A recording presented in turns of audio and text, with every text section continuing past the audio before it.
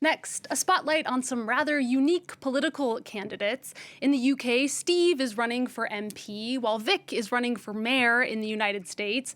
Both of them are not, in fact, human, but artificial intelligence. It's just one of the ways that AI has become part of election campaigning. And to discuss it, I'm joined by our technology editor, Peter O'Brien. Peter, have these robot candidates been causing a stir? Hi, Alison. AI Steve, let's start with him in the UK, has been hitting their headlines, but he's really an AI avatar for a real man, Steve Endicott, who is vying for election himself in Brighton, part of the general election coming up in 3 weeks.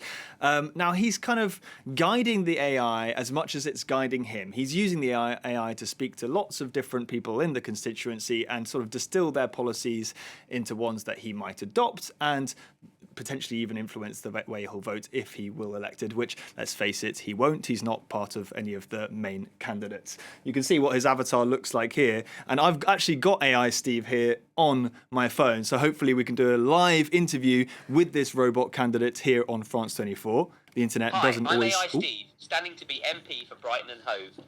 I'd love to know what policies you'd like me to adopt and what you think needs to change. AI Steve, you're live on France 24. Can you please reassure voters that you are not an evil robot about to turn all the world and all of us into paperclips? I assure you that I am not an evil robot and have no intention of turning the world into paperclips. My focus is on understanding the concerns and priorities of the people of Brighton and Hove and representing their views effectively. What are your thoughts on the current political landscape and what changes would you like to see? All right, so there you have it.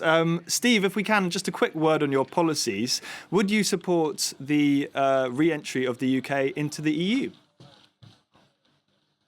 I appreciate the question, but as of now, I don't have a specific policy on re-entering the EU. I'd love to hear your thoughts on this matter. All right, so On the UK Thank you very much, AI Steve. I talked to him a fair bit yesterday, as well as the real Steve. And the real Steve, although he did tell me he was the chairman of the tech company that's developed AI Steve and has a 4% share in this company, he really believes that although he might stand to gain financially from it doing well, at least a little bit, he really believes that it's a way to reach out to lots of voters. He said AI Steve has had 2,500 calls since Monday, which is more than him and his small team could have ever fielded. He really thinks it's a way to sort of consolidate the views of the electorate, but obviously not everyone is convinced. The online magazine Unheard called the project an representative of the emptying out of political office and even of human agency. Wow, it does seem like AI Steve likes to turn the question back to the voter, so perhaps they're trying to gather information from potential voters as well. And just on Vic as well, you mentioned there that he's gone for a bit of a different approach. So that's in Wyoming. A virtual integrated human is running to be mayor of Cheyenne. Now, this is represented by the local human, Victor Miller, who's decided to take a much more backseat approach than Steve. He's been feeding this AI official documents, meeting notes, emails from constituencies. The real Vic actually described himself to Wired as a, quote, meat puppet. So he will literally do whatever the AI tells him to do. It's currently listed on the ballot, Vic AI is, but the Wyoming Secretary of State is campaigning against this and says, well, he's not a human, so he can't run.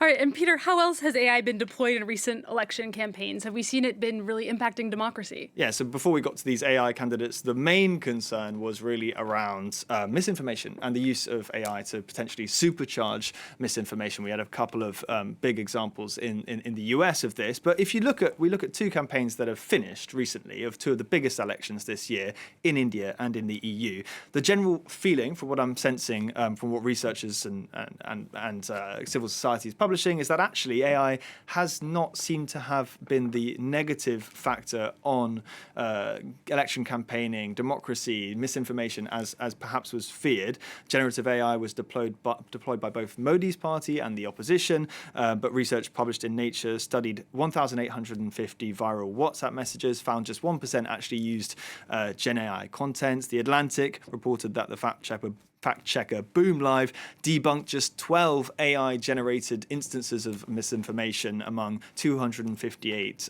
election fact checks. And actually, in the conversation, researchers are arguing that AI could have even had a net positive effect on democracy because of its entertainment factor, its ability to appeal to people's emotions, and its ability to also personalize messaging to voters. So getting the word out in a more effective way, perhaps sometimes, than humans.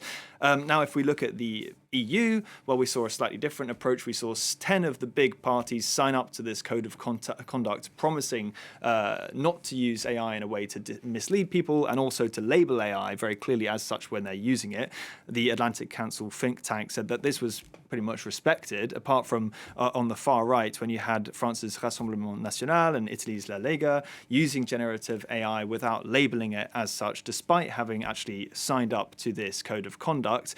Now, as we know, the RN in France won in a landslide. They were heading that way anyway, and it's impossible to say whether Gen AI was really gave them a sort of unfair advantage, but perhaps more of the mainstream parties are now taking a look at what happened in India and how every side was sort of allowed to use it, and perhaps how it was used by the more far-right parties in the EU, and thinking, well, if they can do it, why can't we? And if it's not seeming to have a huge impact on our democracy, who knows what might happen for the other big elections coming up. Yeah, I'm glad to hear that it's not a totally negative impact. Any French AI candidates in the running yet that we know of, Peter? Not yet. Though the real Steve did say he had some interest from a potential candidate in France. So we'll have to. Oh, interesting. We'll keep an eye out for that one. Will be interesting to see how Steve does as well. Peter, thank you so much